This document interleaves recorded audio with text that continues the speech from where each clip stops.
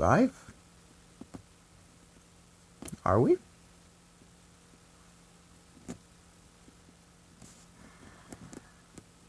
Good. What if I could... Ah, crap.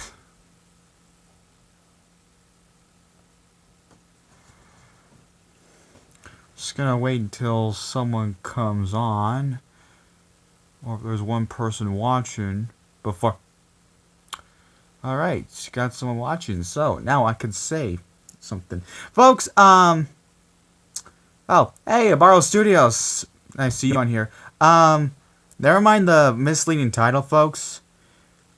I can't change it. You know why? Because, well, I'm using a different app called Streamlabs, and you might be wondering, well, why can't I use the on the YouTube app? Because I fucking hate YouTube's new policy. Well, because if I'm using a phone or an iPad or whatever, and I have under 1,000 subscribers, guess what? I can't do any live streams on the YouTube app. So I said, you know what? Fine, whatever. I'll just use a different app to live stream on YouTube. Oh no, that's StreamYards. That's a website though. I'm using an app. And you know what? I tried using StreamYards. I tried live stream on there. Even that's fucked too. Because I can't do it on a phone. I can't just do it on a phone. I have to connect to a laptop or a desktop in order to do any live streams on that.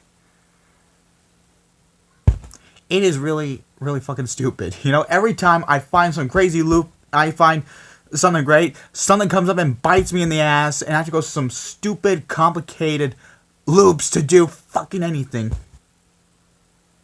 And it's really annoying.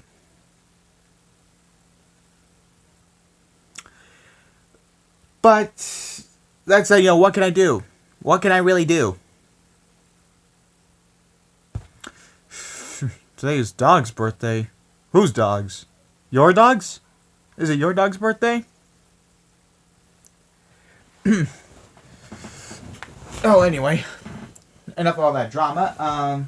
Thought I'd show you a little something I'm really happy. Oh, your dog's birthday. Well, happy birthday to your dog. What breed is it? I really want to know, because I love dogs. What breed is it?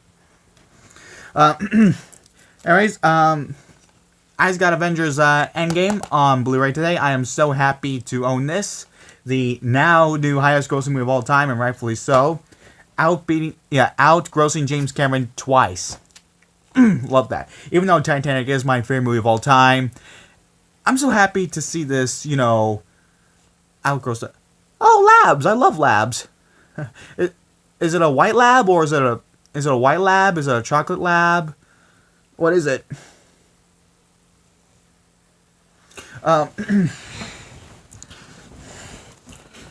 So, yeah, Avengers Endgame, I'm gonna say this is in my top 3 favorite comic. Oh, Brown Lab. Yeah, those are nice. It's in my top 3 favorite movies of.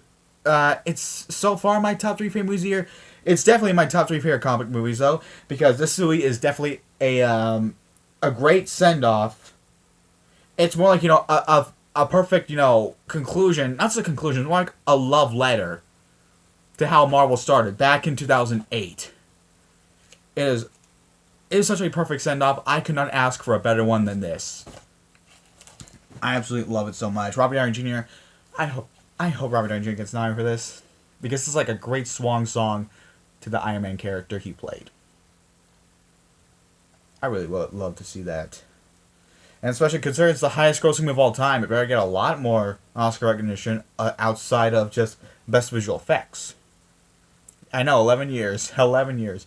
Like I said, it better get nominated for other stuff at the Oscars besides just Best Visual Effects, which is, other than Black Panther, that's all that Marvel's been getting, just visual effects.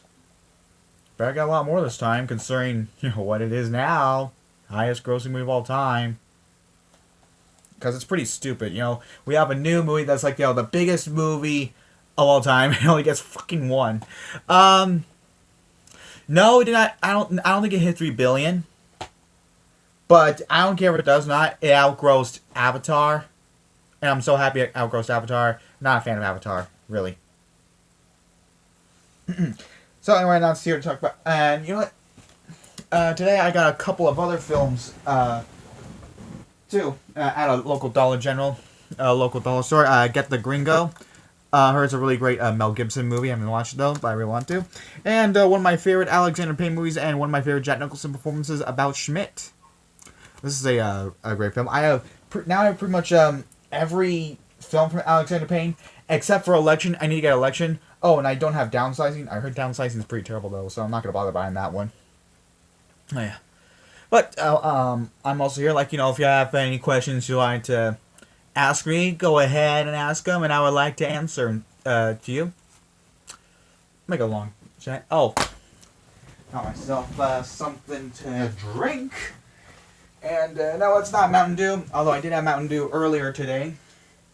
And yes, I did have Mountain Dew in the morning. I know, not really healthy, but fuck it, whatever.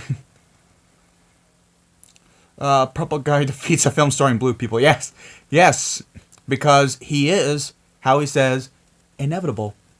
Oh yeah. Liking my figure. It look like I don't like to get cocky, but it looks like I'm really starting to, cut down a lot. You know why? Because, most recently, I've been going to the gym. I've been going to the gym so much. This is what I've been doing, in case you guys have been wondering why I haven't been doing videos lately. One, I've been going to work a lot. So I go for 4 days. And also, I go to the gym a lot. I know, it's not getting a little too cocky though, but it's something I really love doing. I finally go there. That purple guy is Romy. Oh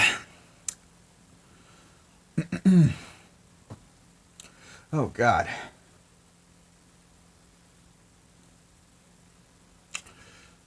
Where you were? Yeah, this part, because I'm really busy. My time. Work. I have a job. I work 4 days a week, and also I go to the gym a lot, and it's working out really well. What I do mostly at the gym is I go on the treadmills, and I would put up to either 90 minutes or 60 minutes. A lot of times I don't reach all the way up to 60 minutes or 90 minutes, but I like to I like to run it as a good pace as I can. See how many calories I can burn. I want to see if I can burn over 200, between 200 and 500 calories. That's what I care about. I'm not trying to look like Arnold Schwarzenegger or anything. I'm not trying to look like the strongest guy ever. I just care about looking as fit as I can. So yeah, top 3 movies of the decade. What would my number 3 be? I know what my 2 and 1 are. What would my number 3 be though?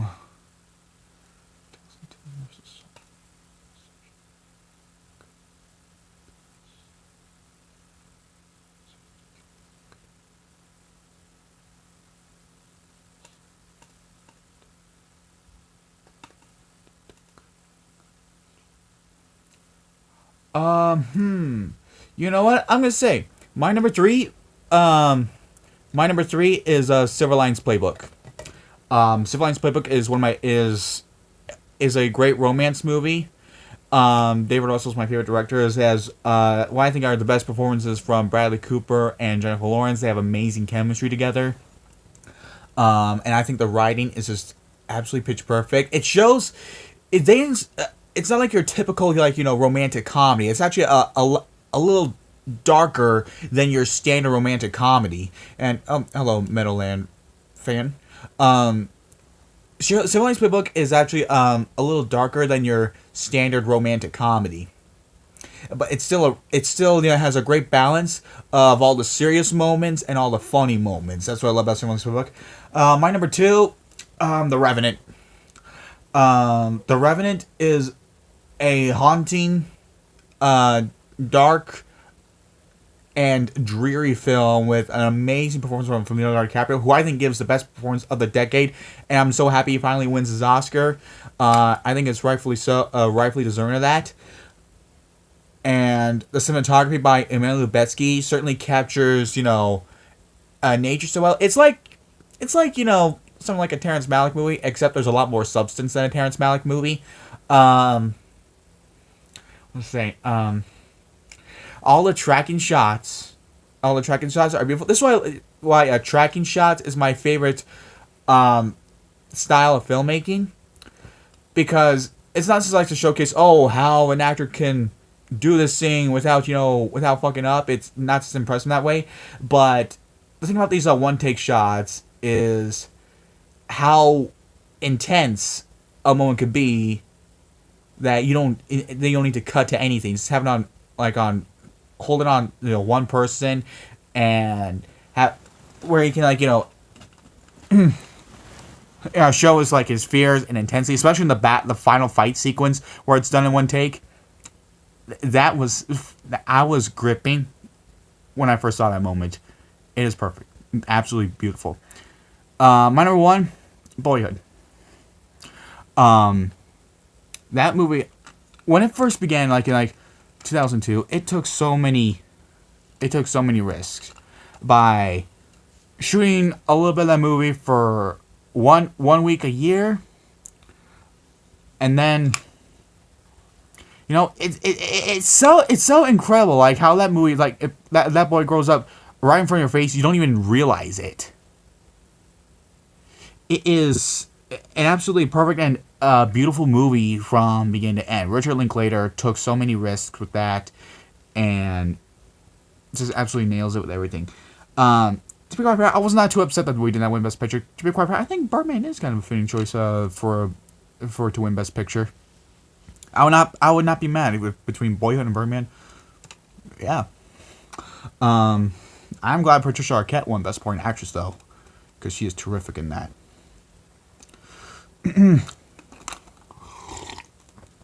It's nice to have water. It's nice to have water. Ice cold water. Oh yeah, that bear scene is absolutely terrific. I cannot believe that was actually visual effects. This is what I love about Alejandro Gonzalez. In year two, yeah, I'll never get over that. I will never stop. I will never stop doing that because it's pretty. I think it's pretty stupid that that for a long time, ever since Amores Perros all the way up to Beautiful, he's been called by his full name, and for some stupid reason, starting with Birdman, we're going by his middle initial. I know it's something that I'm just nitpicking, but I don't know. I easily get I easily react to that. I easily do, because no, it's Alejandro Gonzalez Iñárritu. Why are you calling him his middle initial? I don't like that, really. Do I have Hannah with Saoirse Ronan? No, I do not. The only Joe Wright movie I have is Atonement. And I love Joe Wright. I need to get more Joe Wright on Blu-ray. No, I'm not getting Pan. I am not getting Pan. Oh my god, I fucking hated Pan so much. Thankfully, he improved himself with Darkest Hour. So glad. So glad with that. It looked like they brought a real bear. You know what? I've seen movies that use real bears. For instance, The Edge with Anthony Hopkins and Alec Baldwin, and I think that was the first ever R-rated movie I ever saw as a kid. They used a real bear, but they trained it so well. And that's what's brilliant about it. And his name was Bart. Her? I don't have that movie. But I really want to, because it's one of my favorite romance movies.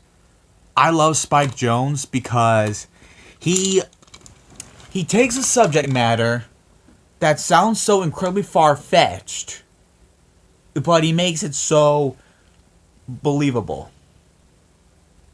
Why is there a black box on the screen? Are you talking about my Gary?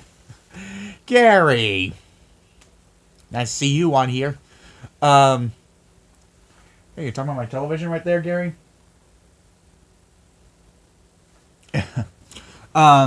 But yeah, I would love to get her on Blu-ray because I fucking love it so much.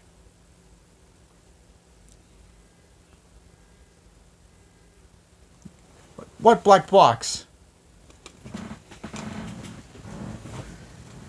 What are you looking at, Gary?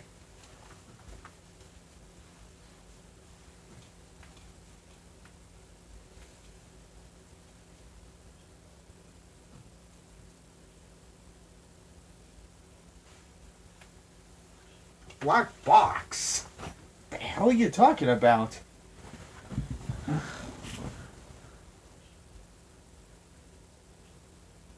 The hell are you talking about, Gary? It's on the monitor. Are you looking at my Sega Genesis?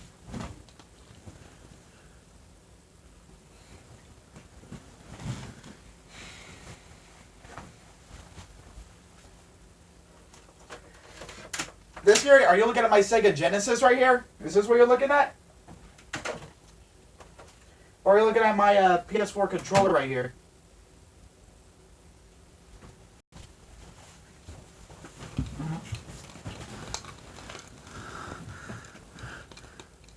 Cannot see my face.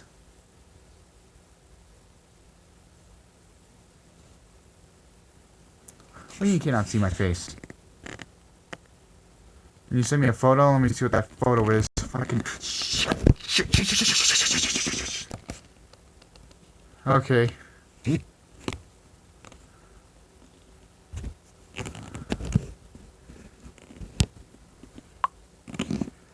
Come on, come on. I'm trying to get to that thing on Messenger. Hold on a second. This will not.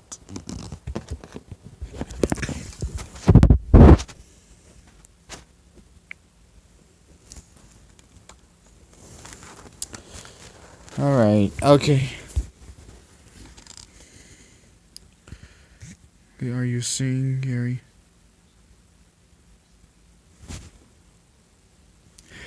Oh my god, what?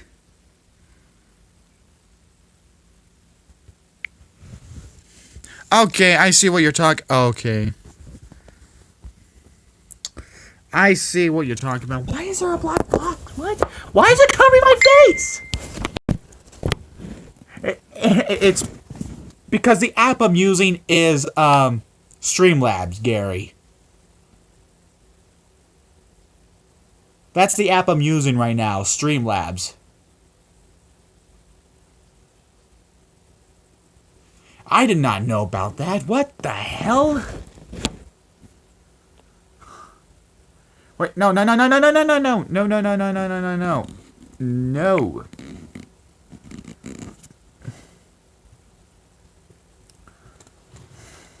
Yeah, you gotta see it at Barlow Studios. It's a great movie. There's nothing I can do about that fucking black box.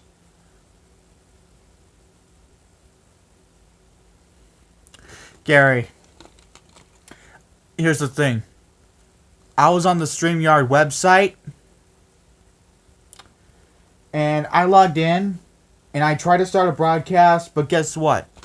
I had to connect my phone to a laptop or a desktop in order to do that. It's really stupid.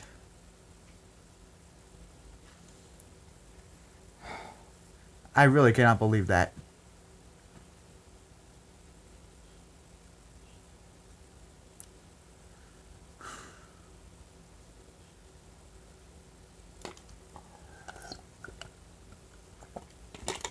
This is absolutely ridiculous. And I can't use the YouTube app to do a live stream because for some stupid reason, YouTube won't allow any user on their iPad or their phone who is under 1,000 subscribers to have their own live streams. I have to either wait till I'm over 1,000 or I could just use a desktop or a webcam to do that. It's really stupid. I really hate how YouTube is just being so cryptic with their with streaming.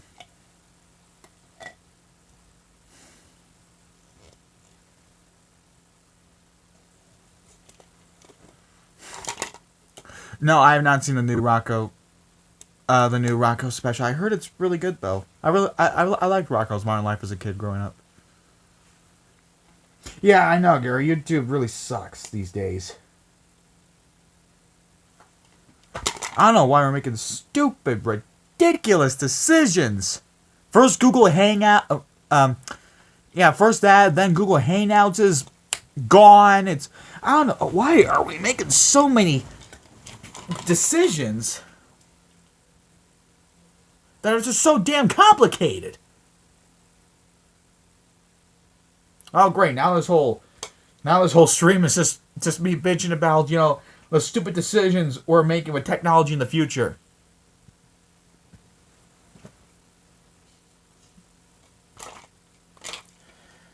Oh my god.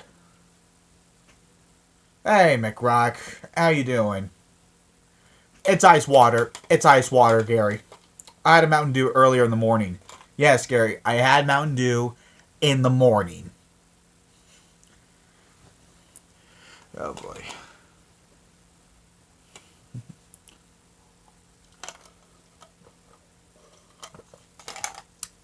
I love ice water. It's so good.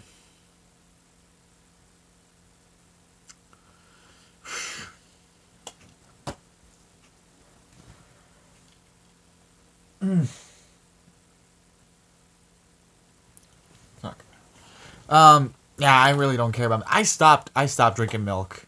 It's been over a decade since I drank milk.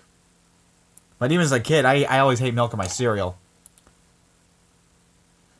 Mirrors? No, I have not seen that. I have not seen that movie.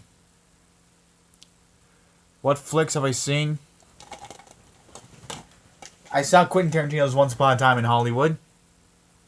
And I think it's one of Tarantino's best. It's probably my top 5 favorite Tarantino movies. Now, I will say, the only, real problem I have with it is Margot Robbie being so underdeveloped as Sharon Tate.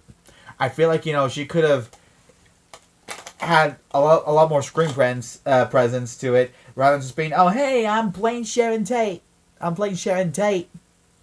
Yeah, I know. You gave it a 3 out of 5, Gary. I remember you gave that movie a 3 out of 5, and you don't think it's one of Tarantino's best movies, but at least you still enjoy the movie, though. That fucking climax. I'm not going to spoil the climax here, but people who haven't seen it, but my god, when that climax happened, people in my theater were roaring with applause. I just could not believe it. I'm so glad I experienced that, though.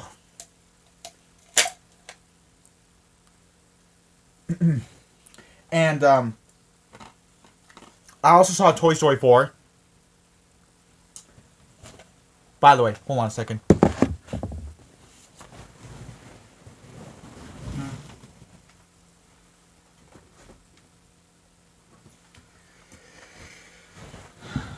Since I am such a huge fan of the series, I could not get the movies on their standard regular Blu-ray releases. I got the toy box set right here. Beautiful, ain't it? Because this is how big of a fan I am of this franchise. And so I kept I was keeping my low expectations with Toy Story 4, and when I saw it, I was honestly shocked, at how terrific that movie is. No joke, I was crying at that movie. I was crying. It is. Toy Story is no longer my favorite animated trilogy. It's my favorite animated series. Toy Story 4 is, without doubt, my favorite animated movie on Blu-ray. Oh my fucking god. On Blu-ray. God. Toy Story 4 is my favorite animated movie of the year. Jesus Christ, I meant to say that. Now, I will say this, though. I still say Toy Story 3 is the best of the trilogy because... the series, because it's my favorite animated movie of all time. But Toy Story 4 is way more than just a cash grab. It's actually a terrific entry to the Toy Story lineup. And that ending... Man, Pixar took the risk. And my god, did it work. Now I understand why Tom Hanks was crying when he was recording, the dialogue. You know, Dragons 3 is my second favorite anime movie of the year. I cried at that movie too. But Toy Story 4 is just a reminder why the Toy Story franchise is absolutely terrific. And of course, you know, it's directed by one of the writers of Inside Out. I expect nothing than to cry at it, and I got that. You know, I cry at a lot of Pixar movies. I could name so many Pixar movies that I cried at. Monsters Inc., Up, Toy Story 3, Coco, and now Toy Story 4. Pixar is like, you know, Pixar knows how to make a grown man like me cry. They really do. Yeah, I love the shit out of Toy Story 4. Should probably put this away now.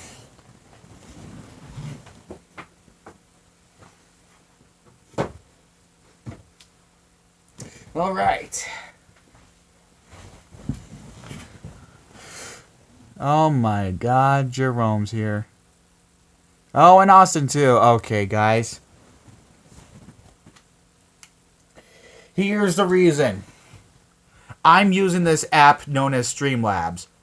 Why? Because YouTube is being stingy with people using their phones who wants to stream like under 1,000 subscribers.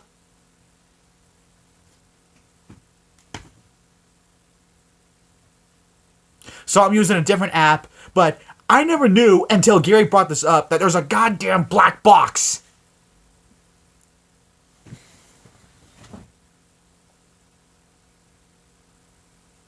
Because I just want to, you know, find something to do a live stream on. And I can't. There's no other way I could actually do it.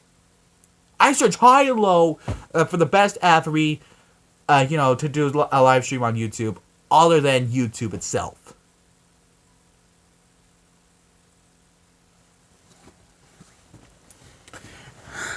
So it's either this or nothing. But maybe next time I'll try to find more. Cry at the incinerator. You know, I didn't. It was not that scene. You know, that scene was intense, but I did not cry at that. It's the ending of Toy Story 3 that got me very emotional. Really. Yeah, burger McRock. You know how I love my burgers? I love a medium rare. And what do I put on my burgers? Cheese, preferably either mozzarella or Monterey Jack. I like cheddar too, only when it's the only option out there. Cheddar's not bad. I also put lettuce, pickles, and bacon. And as for the comments, mayo, ketchup, and mustard. Yeah, I said pickles. Yeah, I said pickles, McRock. And you know what? I also love to put fries inside my burger because it adds to the flavor. Do I have Edge of Dark? No, I do not have Edge of Darkness. I don't. Hey, Sean. Now you mention it. I hope you can see it where the black box is not covering it.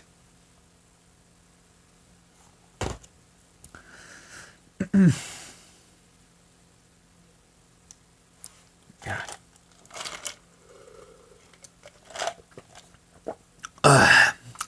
No, Metal Land, I do not own Edge of Darkness on Blu-ray.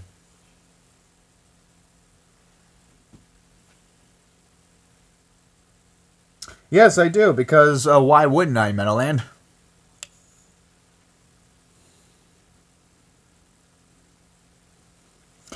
Now I'm missing, like, you know, there are 5 movies in the MCU that I need to buy. I need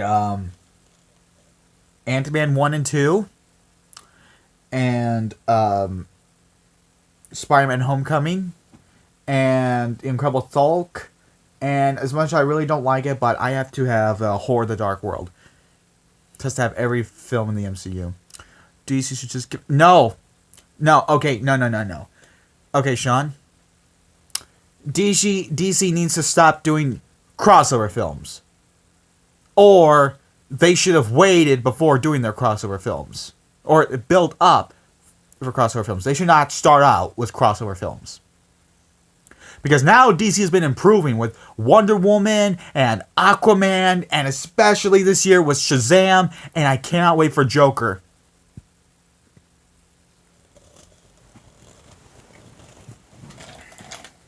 And I've been hearing, like, Joker is good. It's getting Oscar buzz.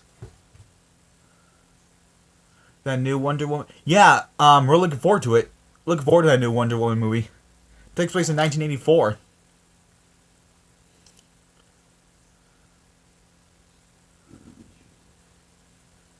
What do you mean you don't care that much for Joker, Sean? I'm really curious. Yeah, I know, because Todd Phillips, he's a pretty hit and miss with his movies, but this is not a comedy film, so it looks something completely different. It's something like completely different from his usual genre. It's completely different from what he usually does, like comedies.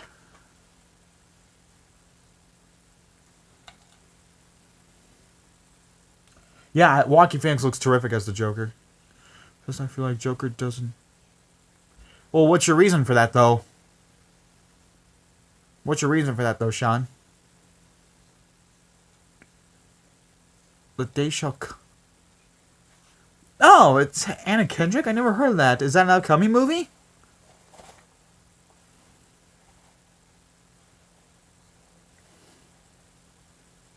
The Day Shall Come? What the hell is that? Yeah, you see, Sean, that's not really a good explanation. You gotta give me some details. You gotta give me some details. Like, what is it about the Joker, this upcoming Joker movie, that's not working for you? I gotta know. You gotta give me some details in order for you to understand where you're coming from. It's a British movie. Who made it? Who made it, Meadowland?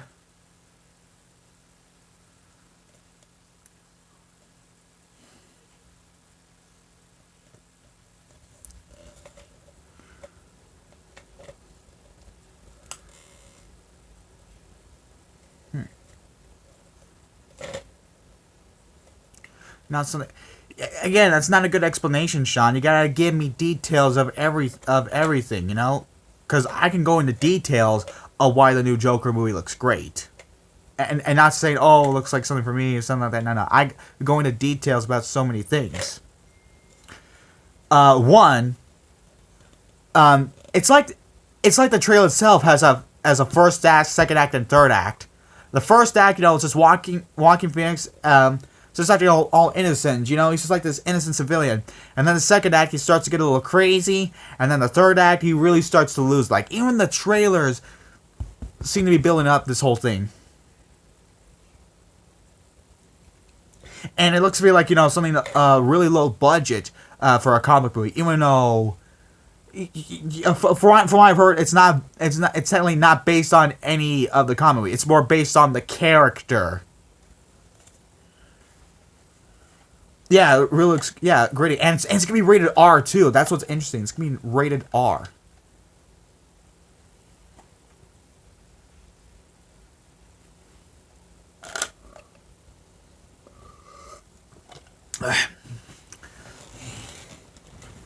Like I said, it's not supposed to be based on the comic book. It's more on any comic book of any kind. It's more based on the character,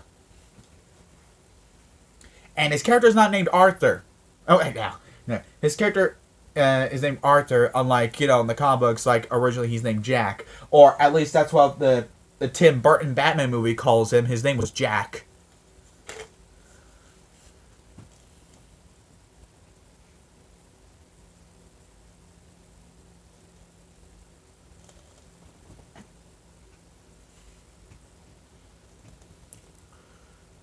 None of that punch 'em up garbage?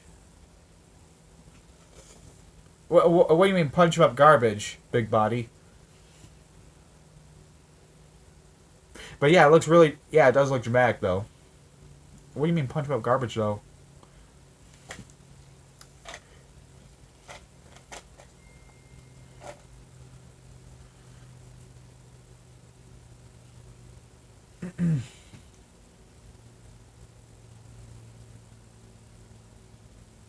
The ponies, they're just standing there nice and quiet. I'm still missing Rarity. Still need Rarity. You know, hyper action super.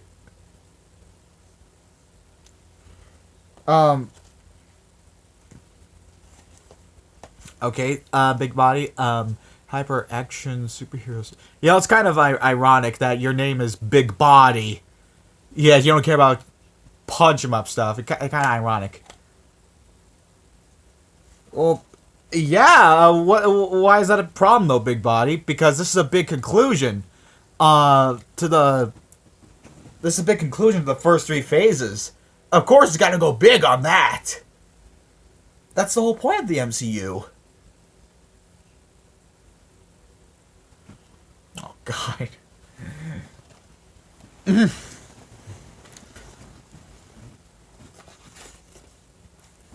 Yeah, I know. I like to be back on Flicks, though. I really like to be back on Flicks, McRock. The Factory with John Cusack from... Oh, okay. No, I never heard of it. You know why? Because you mentioned it's a John Cusack movie from 2012. Becoming a... Well, why is that a bad thing, though? If these movies are great and they're getting, like, you know, great reviews, why is that a bad thing? Why is that a bad thing, Big Body? What's wrong with that? Say, yeah. Meadowlands. That's why I never heard of it, because it's that particular movie you mentioned, because it's a John Cusack movie from 2012. Because John Cusack, man, he hasn't done the only movie in the 2010s that's considered, like, you know, memorable in his career is Love and Mercy. Other than that, he's just doing nothing but straight to Blu-ray and VOD garbage. That's what his career's reduced to. Man, but this Joker thing is... Oh, yeah, I mean, yeah, yeah, I think that's the whole point of that Joker movie, is to feel a little small, because it's supposed to be a little personal. But I don't know why you gotta compare it to the MCU like that, just because it's a bigger budget thing. Filmed in 2008. It filmed in 2008. Why did it take that long to release?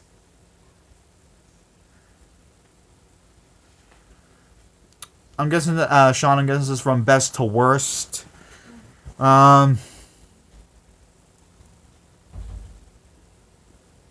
Game Civil War, Winter Soldier, Guardians Volume 2. Really? Volume 2 that high? Interesting.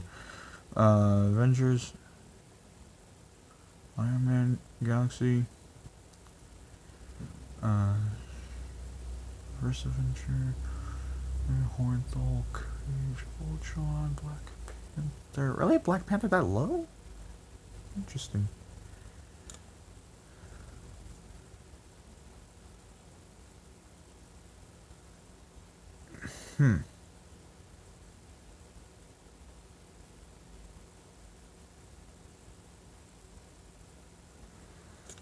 Alright. It's kind of interesting ranking there. Yeah, it goes straight to DVD, yeah, because it's John Cusack, he's no longer profitable as he used to be back in the 80s and 90s. And somewhere in the early 2000s, with High Fidelity.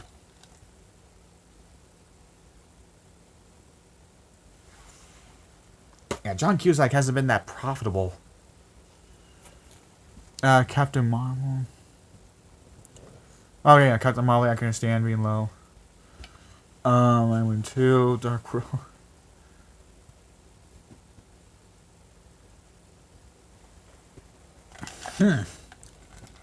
Interesting ranking there, Sean. All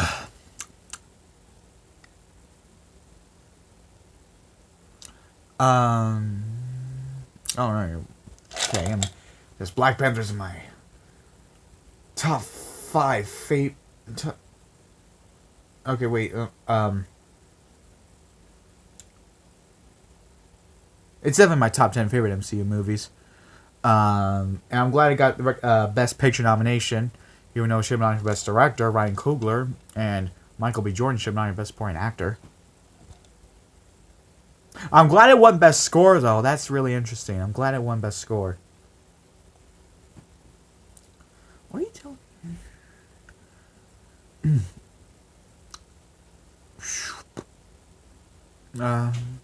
Seen The Lion King. No, I have not seen Jon Favreau's Lion King. I've been hearing really mixed things about it, though, but I want to see it for myself. Because I love the original Lion King. The original Lion King is awesome. From what I've heard about Jon Favreau's Lion King is it's about as much of a remake as Gus Van Sant's Psycho. That's what I've been hearing about Jon Favreau's Lion King.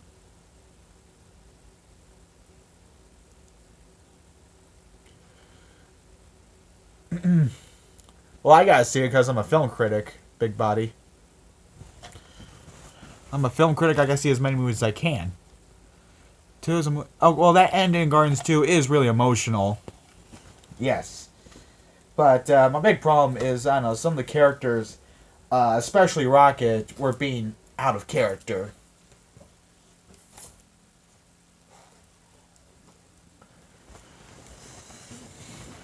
That's why I don't rank it as high. Alright. And also the villains. Oh my god. The damn dog barking.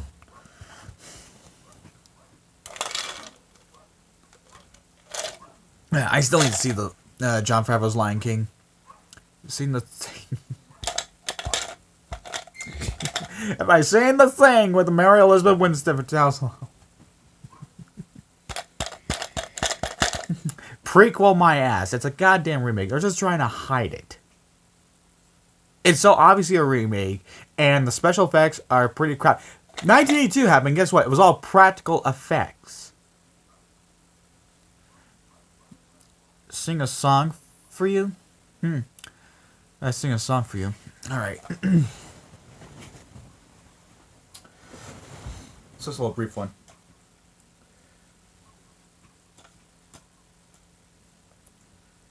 In your house, I long to be, room by room, patiently, I will wait for you there.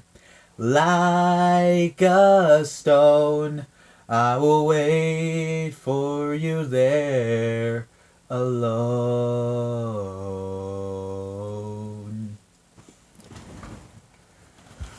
So I got Hobbs and Shaw. No, I have not seen Hobbs and Shaw yet. Hi, Tavia. I do have all the Fast and Furious movies on Blu-ray. And right here is just like, just a fun and interesting spin-off. Yeah, thanks, Abaro Studios.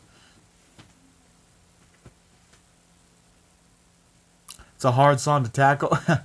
Well, not if I listen to it, a lot. And I love that song so much. I love Audioslave, Rest in Peace, Chris Cornell, and Tom Morello is one of my favorite guitarists of all time. Even though I think he's an idiot when it comes to politics.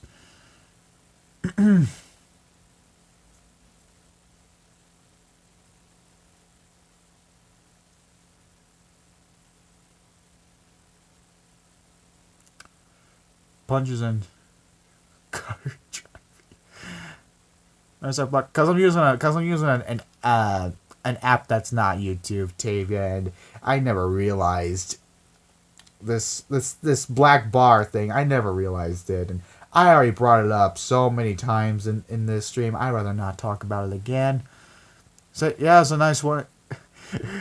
Why aren't you like it's a bad thing, Big Body? What did you expect going into a Fast and Furious movie? End of Watch. No, I do not. I really want to get End of Watch. Toy Story. Yeah, Toy Story 4 is terrific, Sean. It's a terrific movie.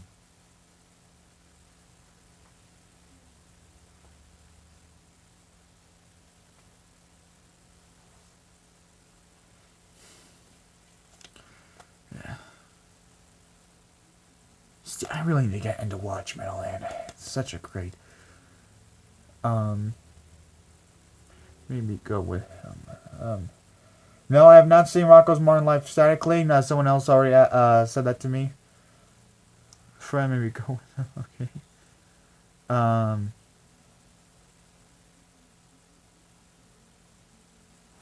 What was that other thing? There's something like skimmed over. Oh crap! What the hell? Oh, hold on.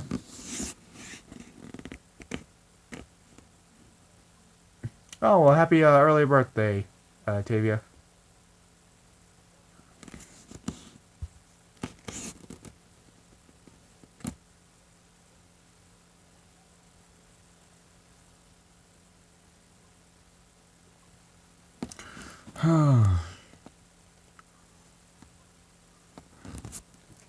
Bonnie and... But, okay. That thing with Buzz that people are talking about, like, say, out of character. Oh, the inner voice thing. Here's the thing.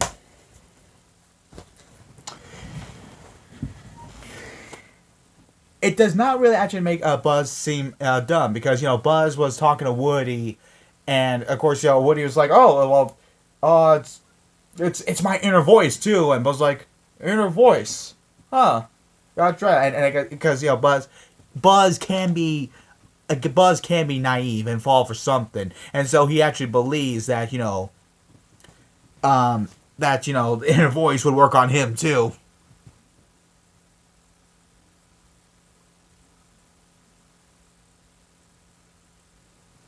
So it actually works, Buzz.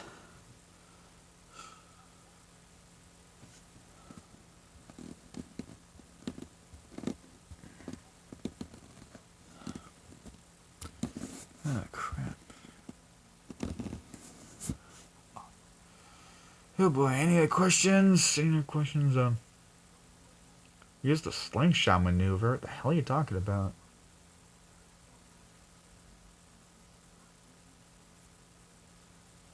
Yes, Key and Peele as Bunny and Ducky were hilarious.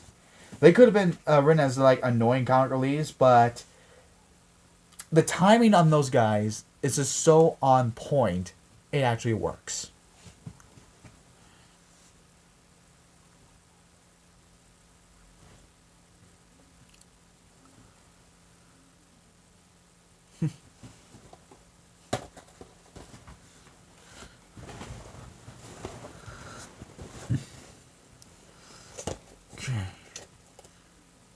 I feel Lion King. I did not see Jon Favreau's Lion King yet, Tavia, and I answered that question too.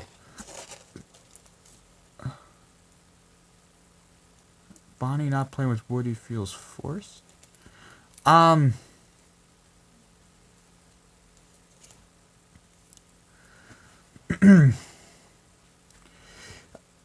Actually, it actually makes sense. Bonnie, not being able to play with Woody. Because she feels like, she got fun with so many toys. And so she totally forgets about Woody. Well, I can't say anything bad about it. Duck from Toy Story, yeah. Great. How do I remove that damn box?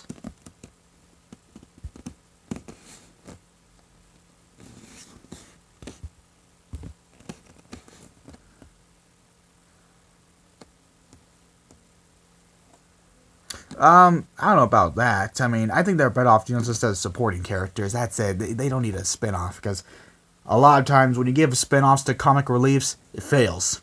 It really fails. Although Finding Dory was a rare exception. A very rare exception. Getting Home Alone. Yeah, I heard about that. Home Alone, well, it's a reboot. Even though it's gonna be a fucking remake. I don't know why it needs to happen. And oh, but the box. Does that mean you can see my face a little better, McRock? Um, we really don't need. Oh, I fucking hate the Minions tape. I fucking hated that movie so much. And of course, there's Planet Sheen, another example of an awful spin-off starring a comic relief character. Um,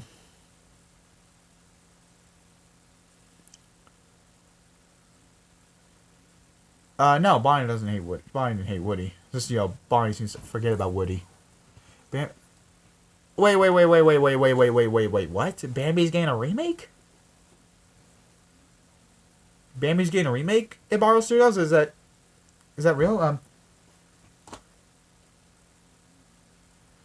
Um, does it say, like, who's directing the movie or who's writing the movie at Marvel Studios?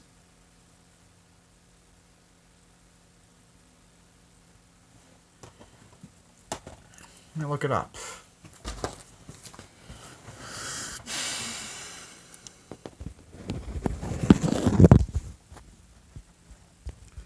All right.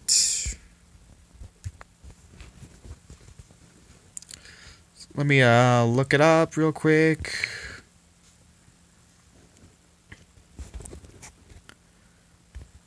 Um,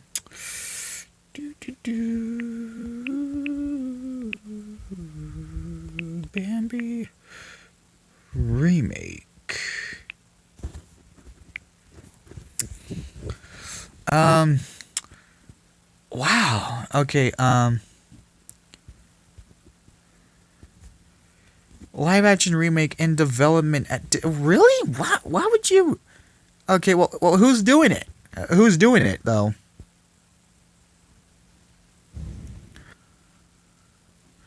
Uh,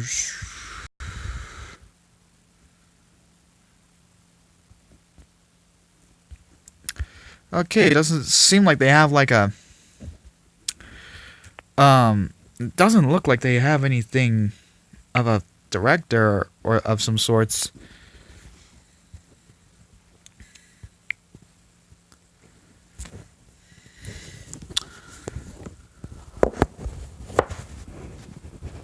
Um,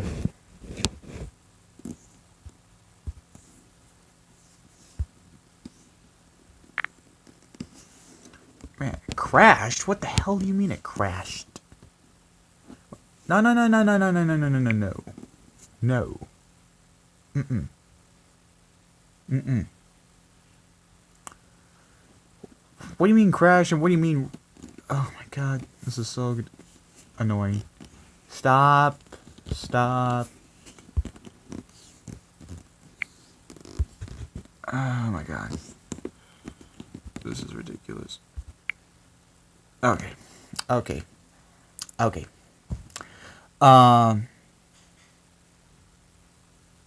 Bambi though? Live action... I don't know how you could do that. I swear to God, they better not show man.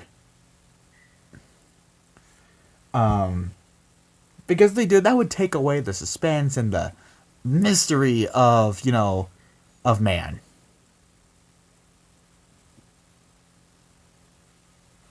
They haven't announced like who's writing the movie or who's directing the movie.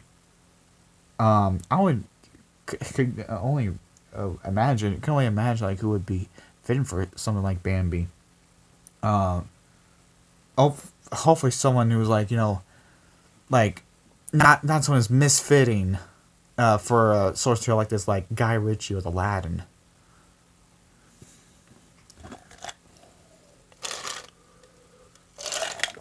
Uh,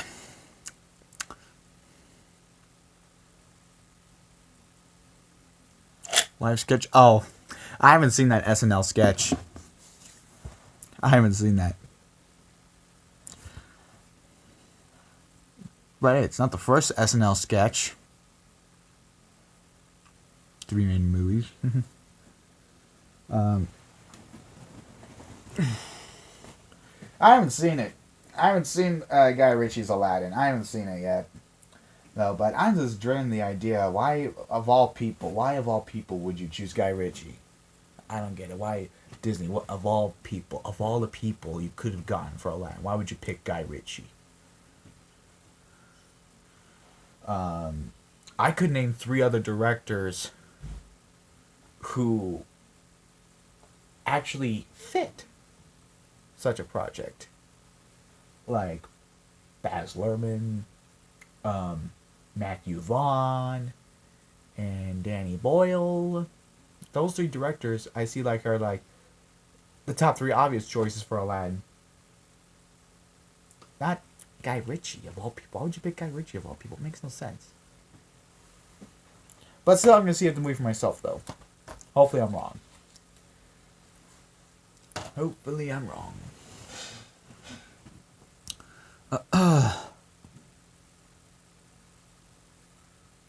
Right back. I need some more water. Don't go anywhere.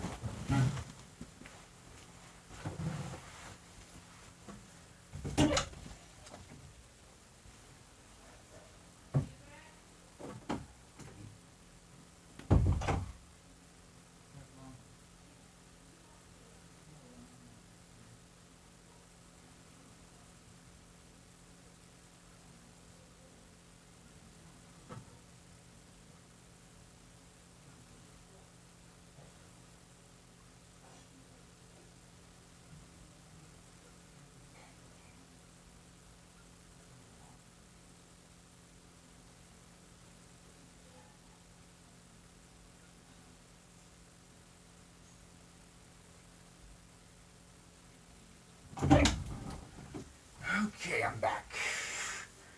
I'm back.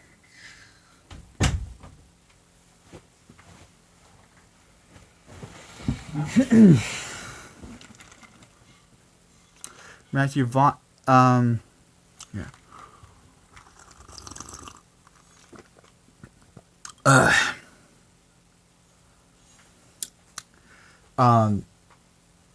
Also, got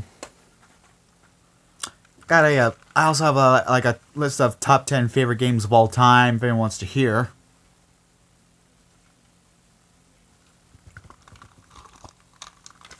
Oh God.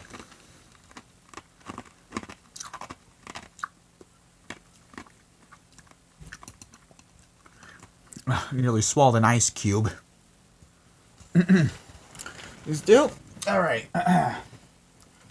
Start with my number 10 here, shall we? My number 10 favorite game of all time is probably one of the best open world sandbox games ever. Grand Theft Auto 5. Grand Theft Auto 5 is okay. My overall thoughts on the Grand Theft Auto series as a whole, it's actually good, but not really something like, exceptionally fantastic or anything. Grand Theft Auto 5, however, takes this series to a completely different direction where everything I'm doing feels very important. Everything I'm doing feels like I'm doing for a purpose. And the 3 characters all have their own unique personalities, and each one stands out so much. Trevor is probably my favorite of the 3. I love Trevor. He's such a wise ass. I love Trevor so much. My favorite mission would have to be, God, I don't know the name of that mission, but it's where Trevor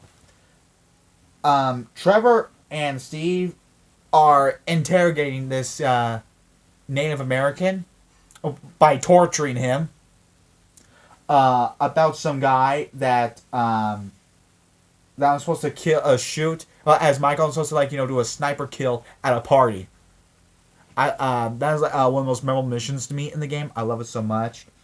And the writing has a really bit of interesting and subtle social commentary.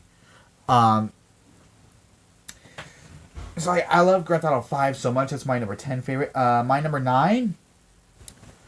I don't own the game. In fact, I don't even own a Switch. But I did play it at a friend's house, and as someone who follows the series so much, It is my favorite game in the series. It's also my favorite fighting game of all time. Super Smash Bros. Ultimate, especially because that Banjo-Kazooie is going to be added. I cannot wait because Smash Bros. Ultimate is like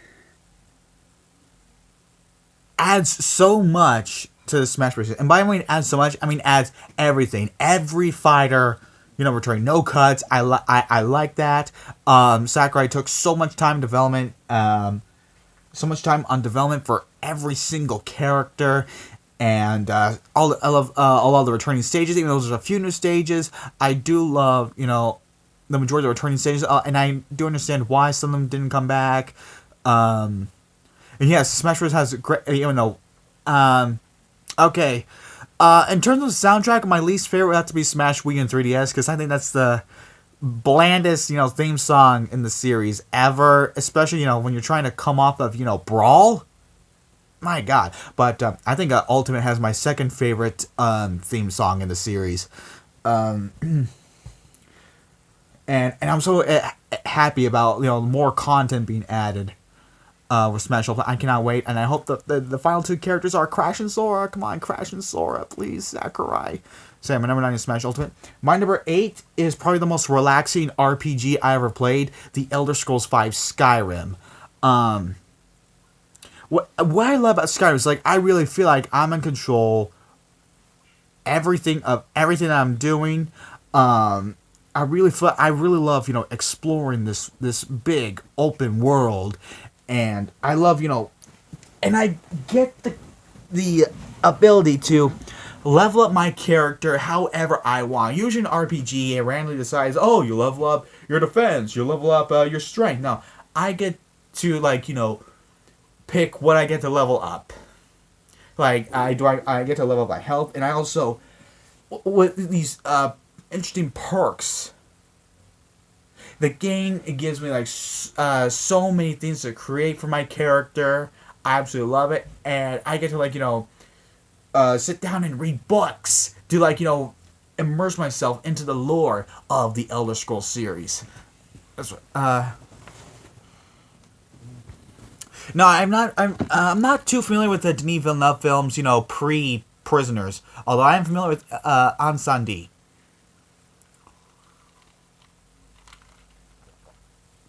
Let's see. Oh yeah, I'm not even Skyrim. 8 is Skyrim. My number 7 would have to be my favorite game to do 100% completion on, and that would be Spyro 2 Ripto's Rage. Yeah, I can understand, people say, oh, Spyro Year the Dragon is the best game in the series, and I have played Spyro Year the Dragon, and I can see why people love it. It's a great game. But I love Spyro 2 because it has, so many things to collect. Not just talisman, to gems, to the orbs. And Ripto is one of my favorite video game villains of all time. I love Ripto. He's he's like a small lizard, but can still come off as pretty menacing, which makes him both a threat and humorous at the same time. And like I said, it's my favorite game to do 100% completion on, because I love the reward you get. Which is you get this fire blast. And it may seem pretty stupid because I already beat the game. However, though, if you start a new file, you get to keep that power up and use it throughout the whole level, and I abuse the shit out of that. Because it really feels like a great reward. Oh, I went through all these many obstacles, now it seems like I can just breeze through these obstacles again, thanks to that. The Blair Witch game, maybe. Well, okay, Blair Witch. The Blair Witch game. My main concern is the dog AI mechanic. I just hope it's not broken. And also, it's a movie license game. We're almost in 2020s, and we think that movie license games will just up and die. But no, they're coming back full force. There's going to be a Jumanji game this year.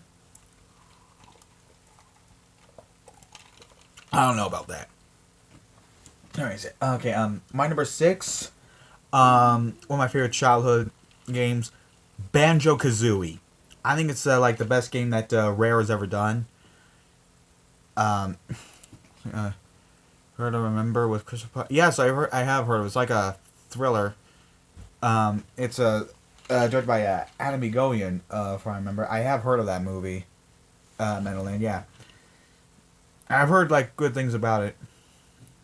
Banjo Kazooie is my favorite. Is my sixth favorite game of all time because I love all pretty much every all the worlds in this game. Each world feels like it has its own personality and unique than the last. It feels more unique than the last, and I love, I love collecting things in a big platformer, in big open world platformers such as this and Donkey Kong 64 and Super Mario 64.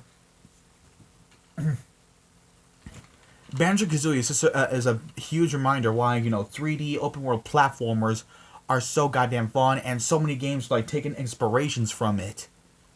That's how timeless that game is. And of course, you can't talk about Banjo-Kazooie without mentioning Grant Kirkhope. Banjo-Kazooie has some of the best music I ever heard in any video game. So every song will always get stuck in my head, especially Click Clock Woods and Mumbo's Mountain and Spiral Mountain. The music in this is so goddamn catchy. I love the soundtrack to it. So that's my number 6. My number 5, I know it seems a little too recent, but it's part of a franchise that I grew up on. And I know it seemed like a controversial pick to some, but Kingdom Hearts 3. Now, why? Yeah, I know a lot of people say Kingdom Hearts 2 is the best game in the series, which, to be quite fair, okay, yeah. There are some things that Kingdom Hearts 2 does better than Kingdom Hearts 3, and there are some things that Kingdom Hearts 3 does better than Kingdom Hearts 2. I should make a video on that, Say, what Kingdom Hearts 2 and 3 do better than one another. Should be great. That'd be an interesting video. But the reason why it's my favorite game in the series is the combat. It combines both the likes of Kingdom Hearts 2 and Birth by Sleep. With its gameplay. It's fast-paced, fun, and it's over-the-top gameplay. I absolutely love it so much. And as for the story, I mean, it's Kingdom Hearts. What the fuck do you expect, guys? But I will say, the story develops Sora the best out of all the games in the series. Because it really it showcases how far that Sora has gone throughout this big, incredible, and crazy journey. Trying to find his friends and put an end to Xehanort. And okay, I will speaking of Xehanort. Yes, that ending.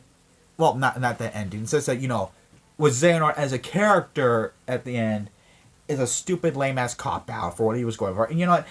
Xehanort as a character, it's like he has ADD. Xehanort as a character has ADD.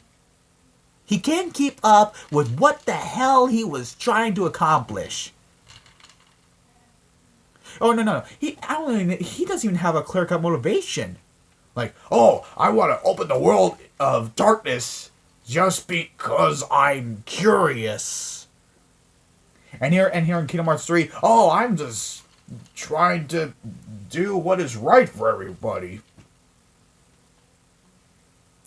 Yeah, like I said, Xehanort has like a real bad case of ADD.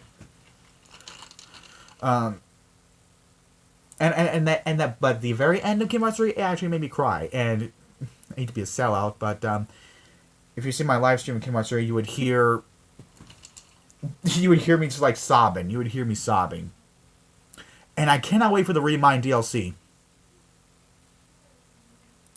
I hope it adds a lot more to the story. And I hope we get that stupid box thing resolved. I would like that. So that's my number 5. Kingdom Hearts 3. My number 4, though. Yeah, damn right, bro. Nothing wrong with a man crying. My my number 4 is one of the funniest games I've ever played. South Park: The Stick of Truth. As a fan of RPGs and of South Park, and you making the best of both worlds. You making the best of both worlds. RPGs and South Park. It's not just, you see, what I love about South Park is, okay, one of the things is the writing. It does so many things you could not get away with. Not even a regular episode of South Park could do so many crazy over-the-top shit. For instance, I'm having a boss fight with a gnome underneath my naked parents having sex.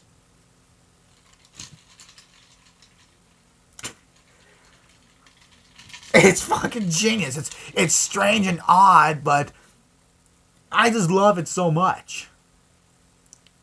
And the game also serves like it's not just like, a great interactive season of South Park. It also serves, as a love letter to fantasy RPGs and why we love them so much. It's like Trey Parker and Matt Stone know their shit. That's what I love about it. That's why it's my number 4.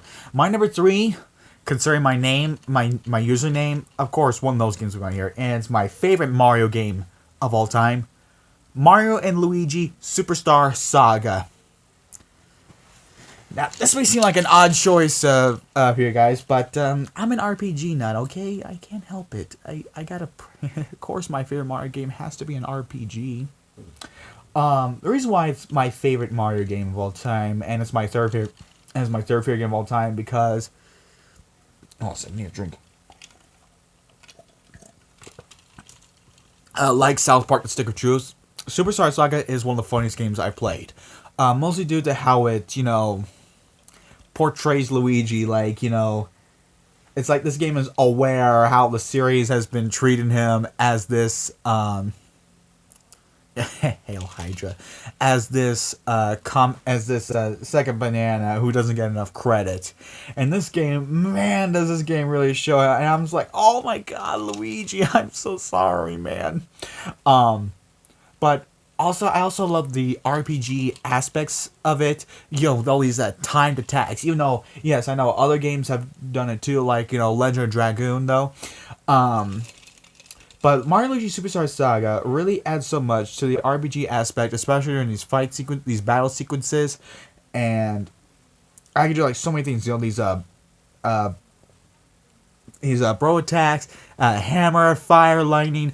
It's a combination of so many things. What makes make it a great RPG. Lost Levels. Oh god, that game is fucking frustrating as hell. And I especially love the humor and the writing and Cackletta. Man, I love Cackletta so much. And especially like her little minion Fawful. And I sometimes I quote Fawful, you rat finks. So yeah, that's my number 3. My number 2 will have to be my favorite Zelda game of all time. Twilight Princess. Reason for that is, it's not okay. Twilight Princess, what's interesting about it is, that game came around the time, when every franchise is trying to be dark and serious and edgy, and pretty much every time they try to do it, they fail. Bomberman Act Zero, Shadow the Hedgehog, Bionic Commando. Every series is trying to be dark and edgy, thinking that, oh, we're better because... Oh, feel the edge, the edginess. No, that's not how it works. Twilight Princess understands how to take a franchise and make it dark.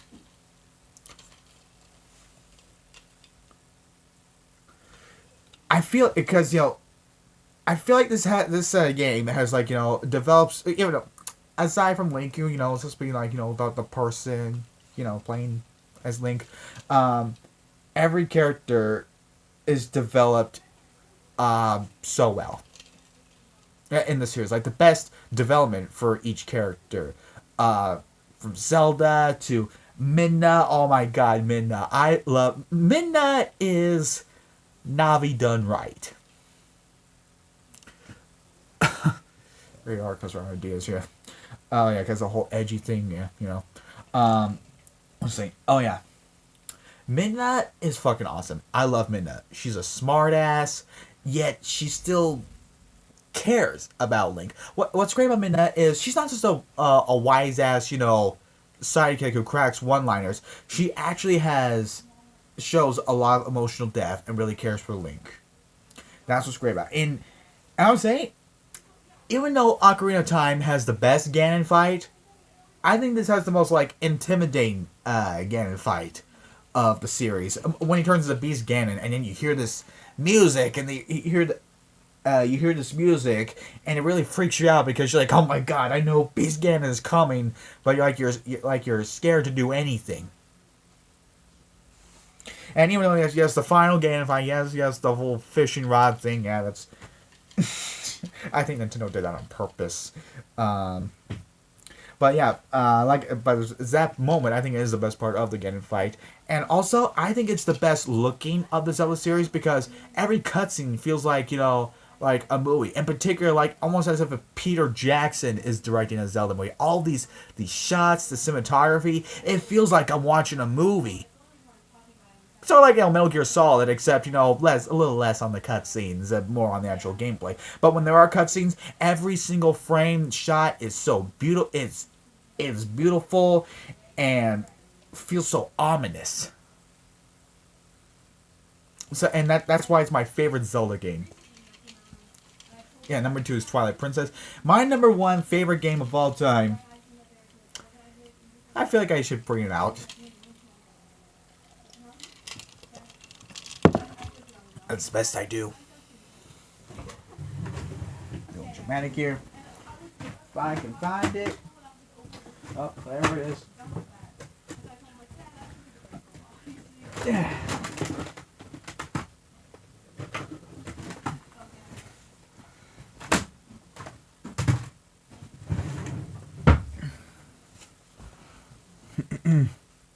My number 1 favorite game of all time is Final Fantasy IX. Yeah. When it comes to the Final Fantasy series, I never really got into the Final Fantasy series until much later in my high school years, like late in my junior year, I believe, and and the first game I started was Final Fantasy VI.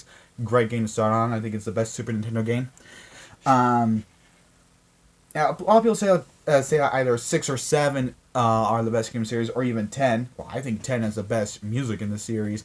The reason why 9 is my favorite game in the series is mostly because this game, it really feels like, you know, like it's taking a break from all the real heavy shit that the Final Fantasy series were tackling, oh, magic is dying in Final Fantasy VI, or the planet is falling apart in Final Fantasy VII, all that, you know, touchy subject matter. Final Fantasy IX feels. What about Final Fantasy IX is it's really light. It feels really light. It's like a Disney movie. It's like a Disney movie. That's what's great about Final Fantasy IX. It's like I'm playing a Disney movie. It's so lighthearted. It's more, you know, funny and comical. It doesn't have to be like, you know, super serious all the time. Even though the game does play on certain dramatic moments, like on Zidane or Dagger, how you put it, her mother. My God, she does come up as a real threat in the game. Yeah, at first she's like, oh, it's like, you know, just like, you know, this overweight, you know, this fat, you know, woman, but don't underestimate her. Queen Braun, really don't underestimate her. What I love about this game is one reason is the music. I think the game has the best overworld map theme I've ever heard in any video game, because a lot of overworld map themes, like in a lot of RPGs like Final Fantasy VI, make you feel like, oh yes, I'm going on a journey.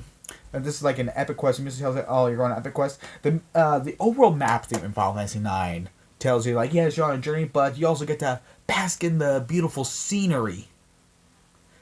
that's what I love about the music in Final Fantasy IX, and the romance between Zidane and Dagger. I'm calling her Dagger because it's an awesome nickname. Has some of the best romance I've ever seen in a video game. Zidane is like just the real ladies man, who flirts with Dagger, and Dagger is this this naive girl who's trying to experience the real world, and so these two like to form a connection. We're actually able to form a connection much later in the game, to the point where you actually buy into their relationship, and that's what makes them so great together. And every character in this game stands out. You have Zidane and Dagger I mentioned, and you also have Steiner, the overprotective bodyguard to the princess, overprotective but still caring bodyguard. And yeah, I imagine this is high pitched German. That's how I imagine Steiner talks. And you have Vivi, this innocent, confused, but still really caring black mage. Yeah, every character stands out. That's what I love about Final Fantasy IX, is the characters so much. And yes, even though the gameplay is fun, do an RPG, grind so much to level up, but you also care to see how the story really unfolds. And that's why Final Fantasy IX is my favorite game of all time. Alright, put that shit in. Oh, God. Alright. Oh, thanks, Ibarros. I might try there.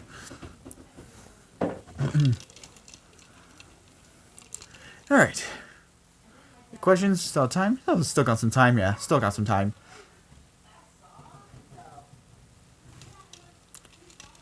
And I got 4 people on here still. That's cool. Awesome.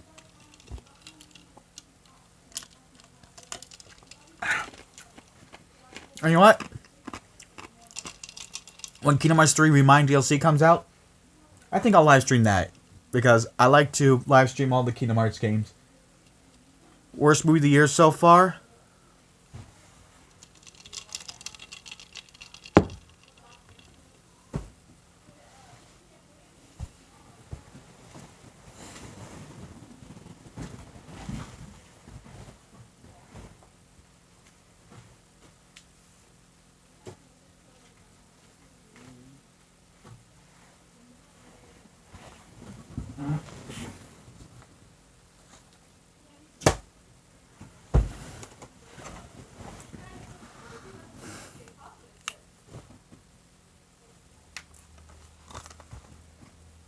I don't know if you can see it. I love this movie so goddamn much. It is one of my favorite comic book / graphic novel movies of all time.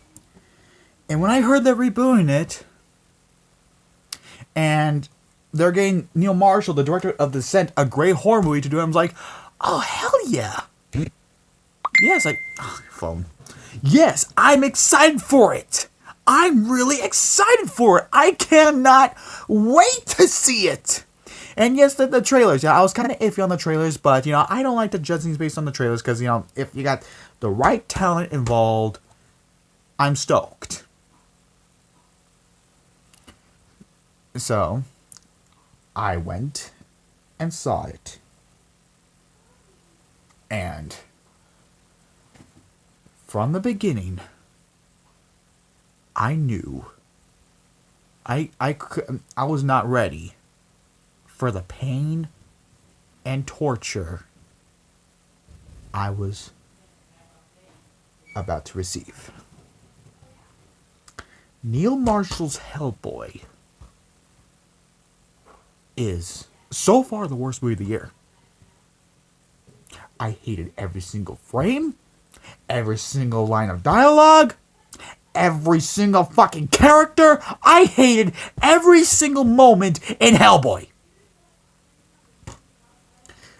This movie just completely, ignores what made the original Hellboy a great movie. They think, oh, well, Hellboy is all full of, one-liners, so let's make let's make David Harbour's Hellboy 90% of the dialogue just one-liners. That's it.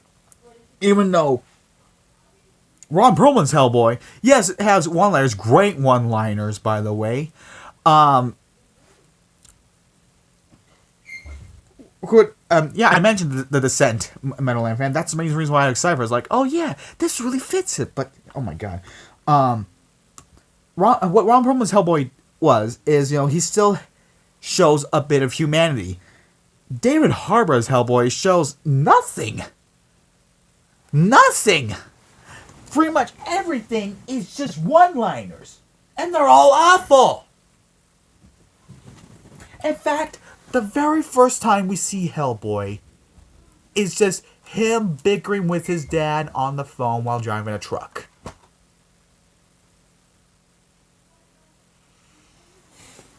Unlike the Guillermo del Toro Hellboy, where it actually builds up to Hellboy, the movie just opens up with Hellboy. Oh, and there's a joke in the movie that is so goddamn bad that I actually let out a "fuck you" in the theater. And I don't like doing that. I don't want to cause a scene or anything, but thankfully there was no one in the back row with me. But man, it was that joke that just got me so much under my skin that I just had to let it out. And it was at the climax. Post-credits. Oh yeah, the post-credits scene. Also, Taylor, whatever happened to leaving? I thought you were gonna leave. The post-credits scene. Yeah, I'm sure your sequel's gonna happen. How's it doing at the box office, by the way? Yeah, that's what I thought.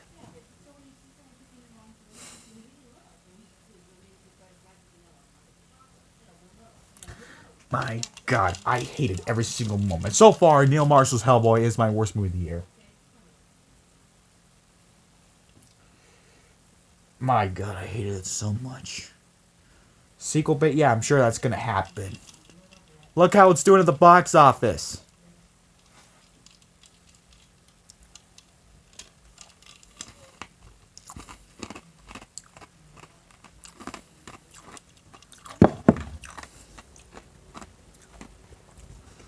Alright. Dark Phoenix. I haven't seen Dark Phoenix. I heard awful things about it. Some people are saying it's as bad, if not worse, than X-Men Origins Wolverine. Oh boy.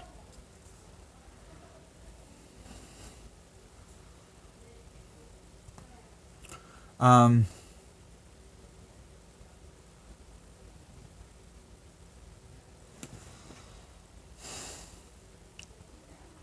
Well, anything else?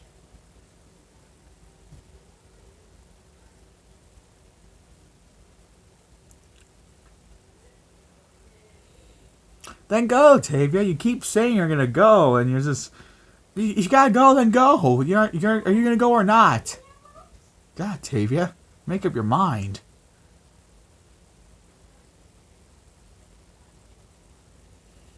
No one's keeping you here but you.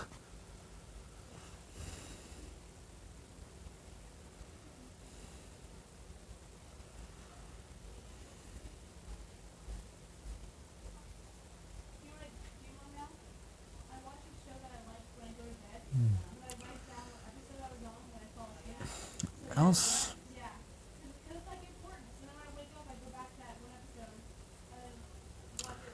Oh, over an hour.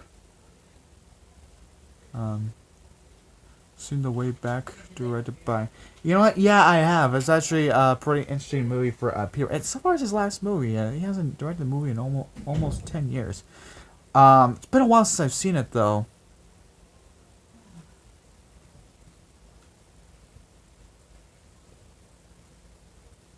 Yes.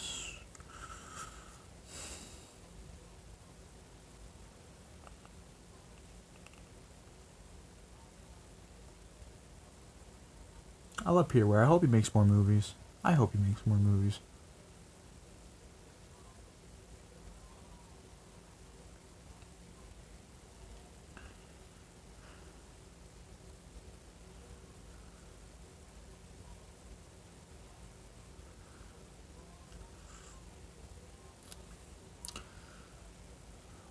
person here. Well, I guess I'll close this off right here, folks. Thank you all for joining, and thank you for sending me your questions. I was happy to answer them. So, thank you guys so much. Subscribe to my channel, SuperMario3, and I hope to see you guys next time. All right, take care.